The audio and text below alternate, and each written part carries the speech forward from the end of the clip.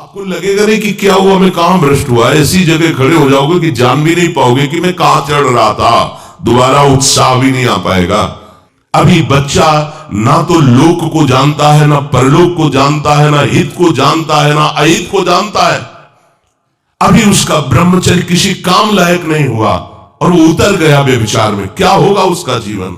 अगर आप वाणी में संयम में रहते हैं ना, वो और भजन करते हैं और सत्य बोलते हैं, तो आप जो बोलेंगे वही होगा। श्रवणेंद्री से गंदी बातें सुने, वाणी से गंदी बातें बोले, रसेंद्री से गंदा भोजन करें और सोचे ब्रह्मचर्य रह जाएंगे, तो बिल्कुल नहीं, कदापि नहीं। ब्रह्मचर्य कोई खिलवाड़ नहीं है। अब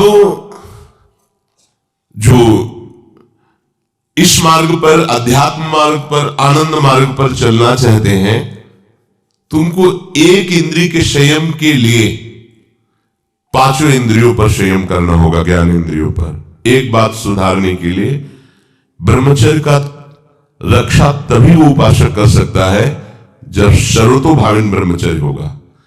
एक जनेन्द्रीय के ब्रह्मचर्य की पुष्टता का जब आप लक्ष्य कर लोगे, तो उसकी पुष्टता के लिए आपको सर्वतोभावेन ब्रह्मचर्य धारण करना पड़ेगा। सर्वतोभावेन नेत्र का ब्रह्मचर्य, जो नेत्र किसी को भी देखकर भोग कामना कर लेते हैं, भोग बुद्धि से देखते हैं वस्तु को, व्यक्ति को, किसी को भी, ये नेत्र से व्यभिचार हो रहा है। इसीलिए सावधान रहना चाहिए।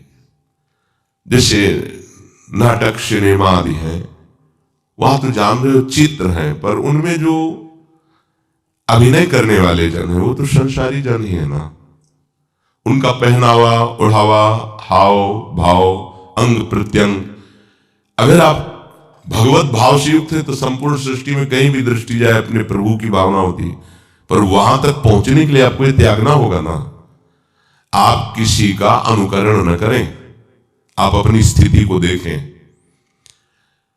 अगर आप किसी का अनुकरण करते हैं कि हमने उनको देखा है, वो टीवी देख रहे हैं, तो टीवी में क्या देख रहे हैं, कहां स्थिति है, हमें क्या पता। हमको जहां पहुंचना है उसके लिए हमारे लिए बाधक है, हमें नहीं देखना है।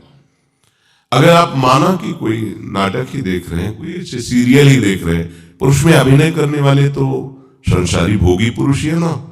आप कोई त्यागी जितेंद्रीय महात्मा को थोड़ी देख रहे हैं। तो उस देखने में तन्मयता आती है, जिसको हम देखते हैं उस पर हम आसक्त होते हैं, तभी तो उसका सुख दुख अनुभव होता है।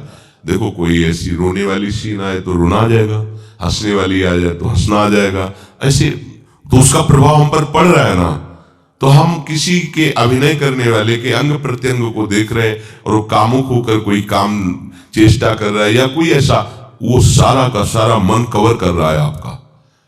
और एकांत होते फिर जो मन अपना मनमानी करवाएगा, आप नहीं सह पाएंगे।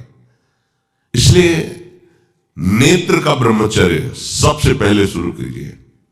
आपको वो चीज नहीं देखनी, वो बात नहीं पढ़नी, वो दृश्य नहीं। श्रीमद् भागवत में वर्णन है, कोई पशु पक्षी भी मैथुन कर रहा हो, अचानक दृष्टि गई तो मानसिक प्रणाम करके दोबारा दृष्टि नहीं जानी चाहिए। इसीलिए लिखा है कि आप एक धनुष भूमि को देखकर, एक धनुष, इसमें किसी की हानि नहीं होगी, आपकी भी हानि नहीं होगी। आप एक धनुष भूमि देख करके ही चलिए। मतलब बहुत लंबी दूरी देखने की जरूरत नहीं है, बहुत दृष्टि उठा करके इधर उधर गर्दन हिलाने की जरूरत नहीं है। और जैसे कि कोई टक्कर मार सकता है, तो देखो जिनको प्रारब्धानुसार टक्कर लगनी होती है ना, वो चाहे जितनी सावधानी से चलो, वो प्रारब्ध आकर के दंड देता है। अन्यथा सीम की चाप सके को तासु, बड़ रखवार रमापति जासु। आप जा रहे हो भगवत चिंतन करते हुए, तो प्रभु का नाम आपका पहरेदार अंग रक्षक है, कोई बाल भी बांका नहीं कर सकता। आपका